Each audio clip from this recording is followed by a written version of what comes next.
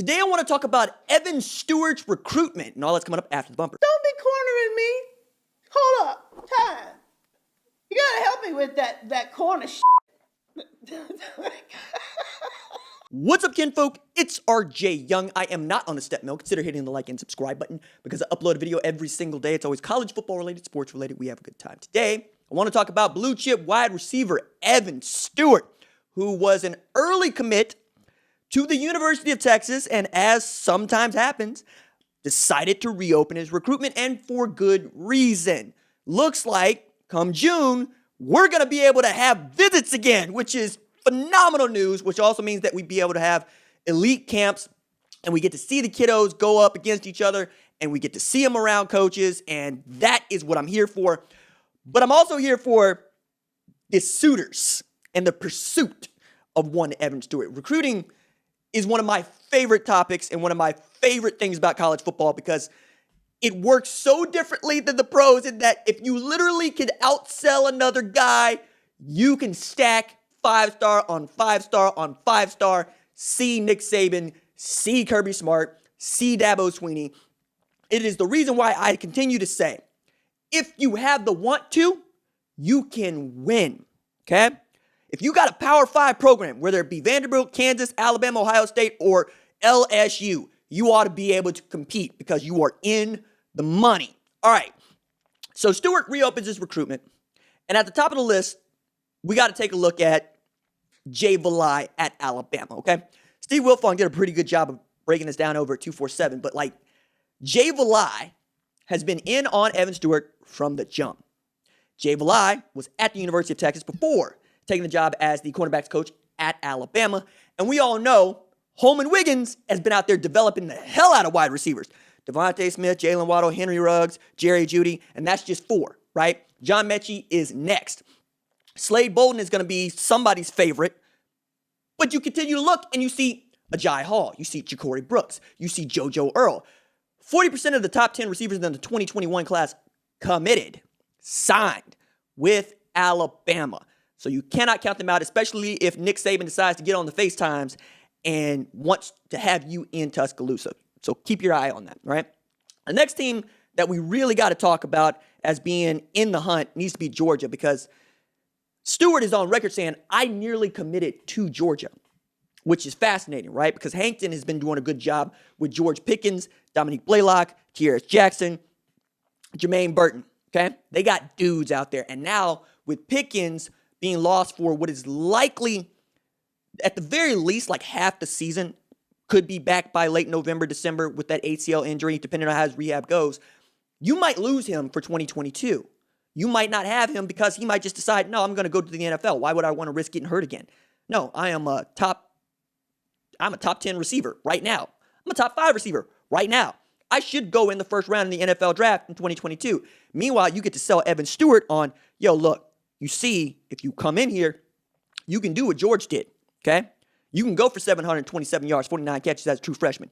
You can do that, all right? We have that spot for you, okay? We all know that Athens is a great place to play football. They recruit the hell out of you. And when I was at Athens, Sanford, for Notre Dame, Georgia, coolest game that I've ever been to in my entire life. Seriously. Add to this, I've never attended an OU game as a fan, only as media because tickets are expensive. I've never gone to Nebraska. I've never gone to Bryant-Denny. I've never gone to Death Valley. I've never gone to Tiger Stadium. I've never been to Campbell. There's so many other places that I want to go. I mean, I got in this way you got into this, which is watching it on television because I'm a black kid from Tulsa doing this, which is, doing this. All right. The next team I want to talk about is Florida. Dan Mullen apparently texts Evan Stewart on the daily. And we know that Dan Mullen can recruit. We also know that he can turn out wide receivers. Kadarius Toney is consistently being cited in that same group of slot receivers like Rondale Moore and De'Ami Brown and Elijah Moore, right? He could play outside if you want him to. But you've also seen what he was able to do with Trayvon Grimes after he transferred in from Ohio State. You know about Kyle Pitts, who is, Calvin Johnson, Megatron type of player, 4'4'6" in the 46'6", 240, which is stupid and ridiculous and awesome.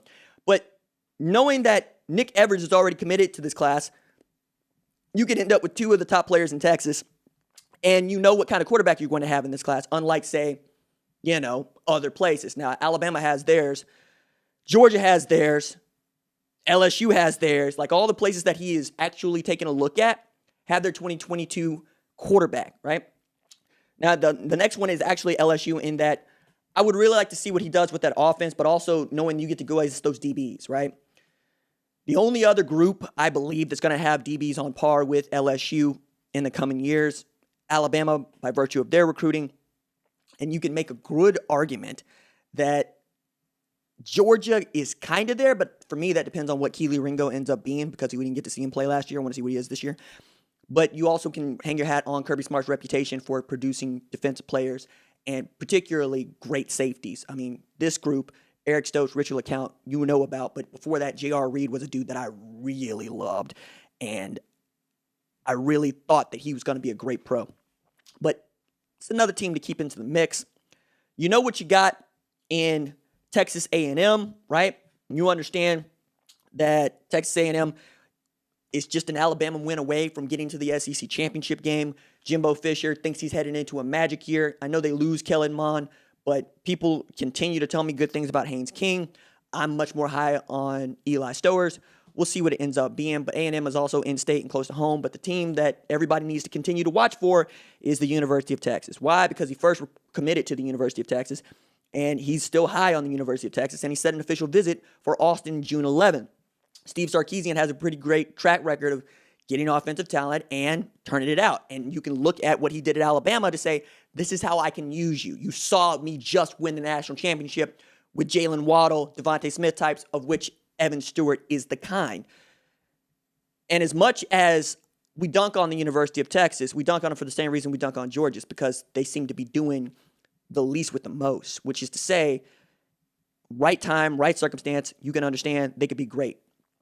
I still think that they did a disservice to LJ Humphrey. They owe him money.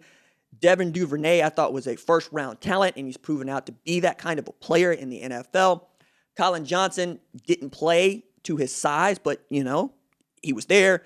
Tarek Black, same difference. Brendan Eagles, I really like. Jake Smith, Jordan Whittington. You understand, right? They have dudes, and it'd be nice to be in there. You also know what your quarterback situation might look like, but not for sure. Like, losing out on Quinn Ewers really hurt Texas. They also lose out on Kate Klubnik, who is committed to Clemson. So Steve Sarkisian goes back and picks up Malik Murphy. Just stupid, right? Like, that's the thing about all these dudes, right? Is you know who the quarterback is going to be. You know what the class is kind of going to look like. And you could take your time by taking visits and really do this right in a way that the 21 kids just didn't get a chance to do because the pandemic sucks. Yeah, Evan Stewart's going to be in a really great spot. Deuces.